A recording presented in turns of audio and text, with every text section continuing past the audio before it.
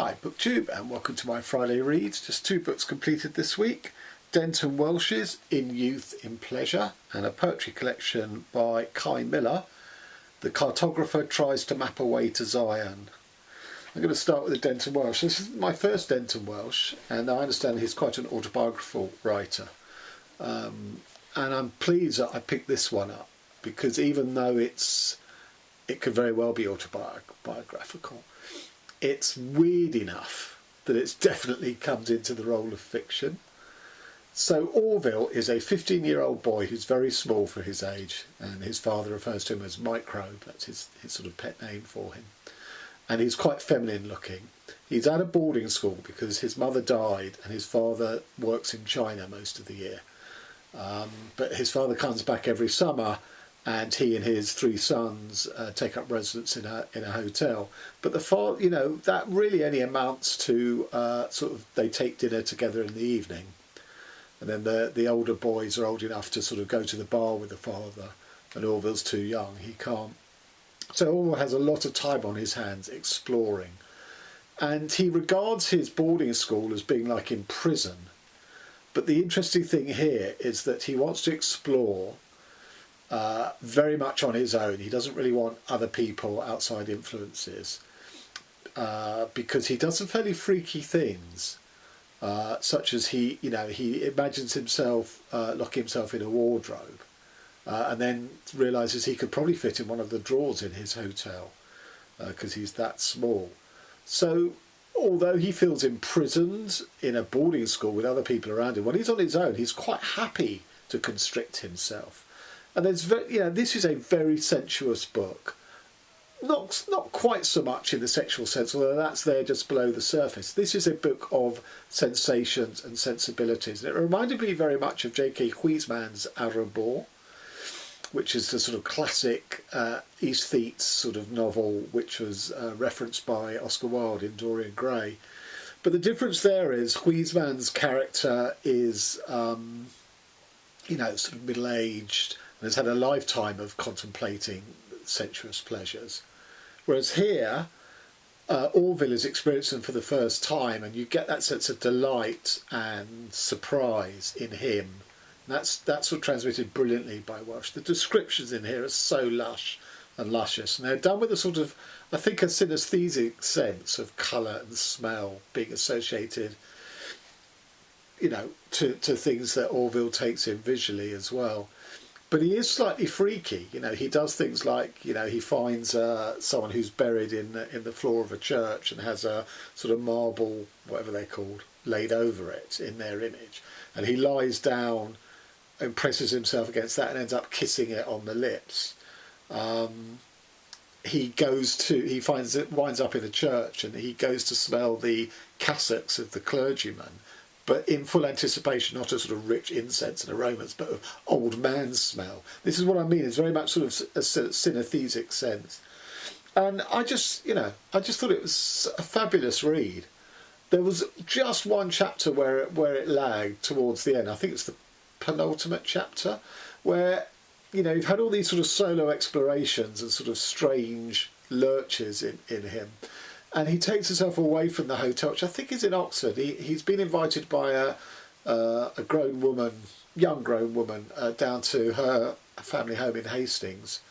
And he goes there, and although he's still sort of a bit weird and freaky, it's amongst other people, whereas the rest of it is he's been alone, even if he's bumped into people, but those are people he never sees again, type of thing. So that sort of jarred slightly, but it didn't take away from this at all. For me, this was a fabulous, intriguing read, character study, presumably of Welch himself, of his own youthful experiences. 5 stars. And talking of 5 stars, a poetry collection by the Jamaican writer Kai Miller called The Cartographer Tries to Map a Way to Zion. And it is kind of what the title implies, that throughout this collection are dotted, almost like a call and response or a debate, poems about a Western cartographer who's come to make a map of Jamaica, but he's really searching for Zion, which is a place that sort of exists in the heart and the mind rather than actuality. and the responses of a local Jamaican Rastafari man called Rastaman here, who sort of, you know, rebuts a lot of the sort of wonky thinking of the Cartographer. And it is a book or a collection that does deal in place, very much so. I mean, you know, throughout are dotted how certain Jamaican places got their names, but in poetry. And so, just to give you two examples, I mean, this is 5 stars. This, along with Roya Marsh's Daylight, are just been supremely my favourite poetry collections. So this is called What the Mapmaker Ought to Know. On this island things fidget, even history. The landscape does not sit willingly, as if behind an easel holding pose, waiting on someone to pencil its lines, compose its best features, or unruly contours. Landmarks shift, become unfixed by earthquake, by landslide, by utter spite. Whole places will slip out from your grip. So I just think it's brilliant imagery and brilliant language. And I'm going to give you one of the place name poems. This is called Shotover, is the name of the place.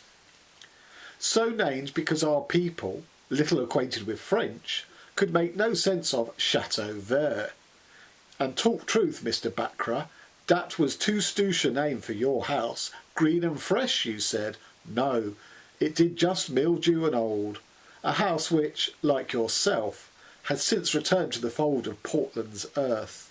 But oh, Mr. Bacra, if through the muffle of mud you should hear us traipsing on your grounds, one of us asking, how it come about the name, you will discover that when victims live long enough, they get their say in history. Well, sir, an old man answers, in dem dere Bacra days, Bucky Master was to catch back the runaway slaves, so him would draw for him long musket and bust gunshot over there, and gunshot over there. Shot dit a fly pashy all about the place, and so comes we get the name.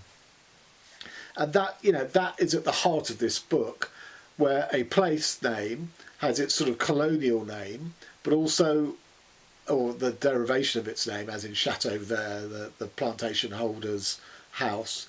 But the alternative, the slave view, is no, shot over, because they used to fire shots over our heads when trying to wrangle us and stop us escaping. So there is very much a sort of a debate, a discussion going through all of these poems.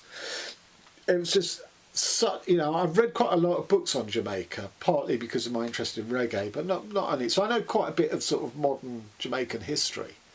And indeed there's a poem about the visit, I think it actually opens with a poem about the visit of Haile Selassie, which is a huge significant event in Rastafarian culture when Haile Selassie came to visit Jamaica. Such a sense of place, you know. As I say, I've read quite a bit on Jamaica, but this was so rich and just took it to another, my appreciation and understanding of the country to another level. So 5 stars, absolutely recommended. And as to what I'm currently reading, it's another poetry collection. This is Evie Shockley's The New Black. I've only just started this, so I'm not going to talk about it. I seem to remember it was Courtney Ferreter who brought this to my attention. So if so, thanks Courtney. And obviously I'll talk about this in next Friday's reads. And that's it really, quite a short one. So till next time, thanks very much.